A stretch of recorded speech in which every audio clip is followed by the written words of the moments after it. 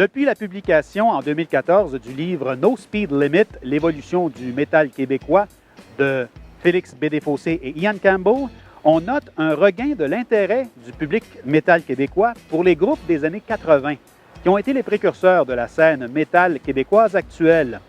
On note également que certains de ces groupes, bien des années après leur dernière prestation sur scène, semblent déterminés à capitaliser sur ce regain d'intérêt. Après les spectacles réunions de DDT et de Sword au printemps de l'an dernier, qui ont remporté un succès inattendu, voici qu'un autre groupe phare des années 80 renaît de ses cendres. Heaven Knocks, la formation hard rock progressif qui a fait les beaux jours des bars rock mythiques de l'époque, tels que le Moustache et le Pop Saint-Hubert, a annoncé son retour l'an dernier via les médias sociaux au grand bonheur des fans de la première heure. Qui plus est, le groupe, par l'entremise de son chanteur-violoniste Serge Gaudreau, a annoncé qu'il consacrerait la majeure partie de 2019 à l'écriture et à l'enregistrement d'un nouvel album, leur premier album officiel en carrière.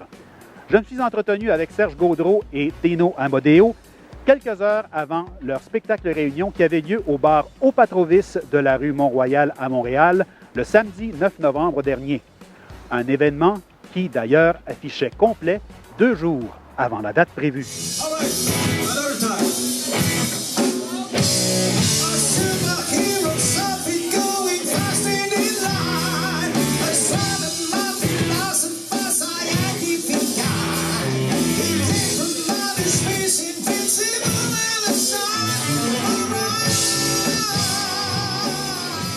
Pourquoi ce grand retour de Heaven Knocks maintenant, plus de 30 ans après votre dernière apparition sur scène? Écoute, en août de l'année passée, je reçois un téléphone, c'est Michel, il me dit « Je suis avec Dino, ça te tente-tu de recommencer Heaven Knocks? » Moi, j'étais à la retraite à ce moment-là, puis j'ai tout de suite dit oui. J'ai dit « Ça se peut pas là, de ne pas revenir ensemble parce qu'on avait fait de la musique extraordinaire ensemble à l'époque. Ça serait tellement plaisant de pouvoir recommencer à la jouer, la partager avec les fans. Puis surtout, en bout de ligne, on voulait faire des nouvelles compositions, puis éventuellement faire un album qui est déjà en route. Donc, moi, j'ai accepté immédiatement, puis je suis tellement fier des boys, là. On joue nos tunes de l'époque, on les a rafraîchis, puis en plus, on a plein de nouvelles compositions. Et puis, le band est en air d'aller extraordinaire.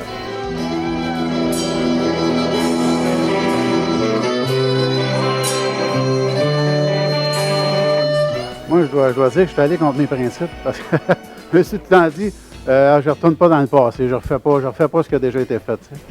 Mais avec Heaven Knocks, c'est différent parce que je savais qu'il y avait quelque chose de spécial, qu'il y avait un potentiel. Je ne sais pas, à l'époque, on n'était pas. Le timing n'était pas là, je ne sais pas. On était un peu décalé.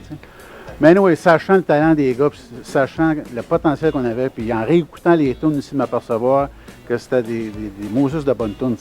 Mais comment je pourrais dire ça, c'est que j'avais une condition, c'était que moi je veux le refaire, mais il faut faire des nouvelles tunes. Je veux pas seulement refaire les vieilles tunes, puis partir avec ça, pour faire des covers. Les covers, ça ne nous intéresse pas. C'est de l'original. On avait, je pense, 10 anciennes chansons, puis là, on en a 3 nouvelles, puis il y en a en chantier, là. On est après à en faire d'autres. Fait que c'est surtout pour ça que j'ai voulu le refaire. Moi, c'est vraiment... Je savais le potentiel qu'il y avait dans cette bande-là.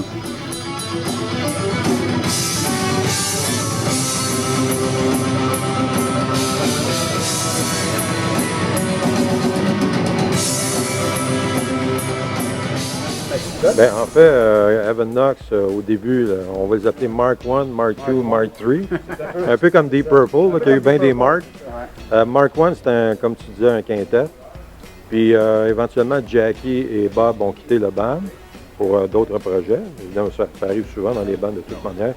Et puis, à l'époque, on avait décidé de faire un quatuor. Alors, le Mark II, ça a été avec Éric Beaulé, qui s'est additionné à l'époque. Il jouait aussi des claviers, donc ça compensait un peu pour le fait qu'on avait juste une guitare. Donc il y avait des claviers qui se rajoutaient dans la formule. Puis après que le band, qu'on soit séparés et que tout le monde est allé vers d'autres cieux, on est revenu dans notre époque d'aujourd'hui, et puis avec nos petits nouveaux Jocelyn, on l'appelle Mark III. Mark III, donc, évidemment, ce que les fans doivent retenir, c'est qu'on a un projet de 2 mini-albums. Là, il y en a un qui est en chantier de 7 tunes. On reprend des classiques de l'époque, mais mieux adapté, avec une meilleure qualité de studio. Donc à l'époque, il y avait ce qu'on a enregistré comme chanson originale, il y avait une bonne performance, mais on n'était pas satisfait du son de l'époque, évidemment, que ça sonnait plus démo.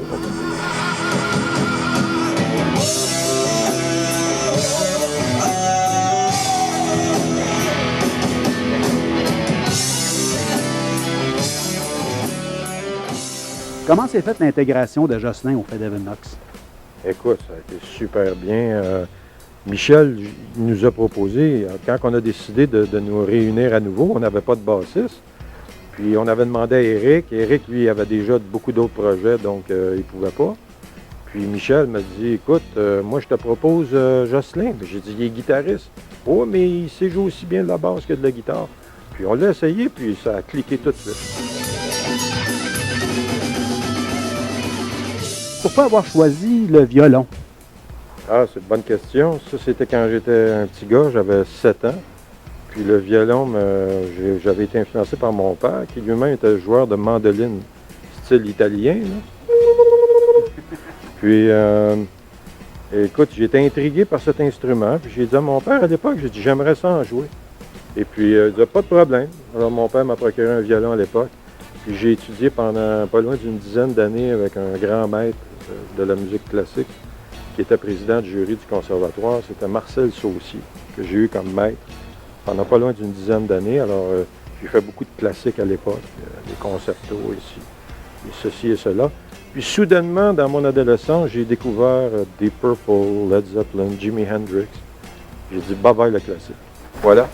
Alors, Serge, Dino, on vous dit merde pour ce soir, et puis la meilleure des chances pour l'avenir.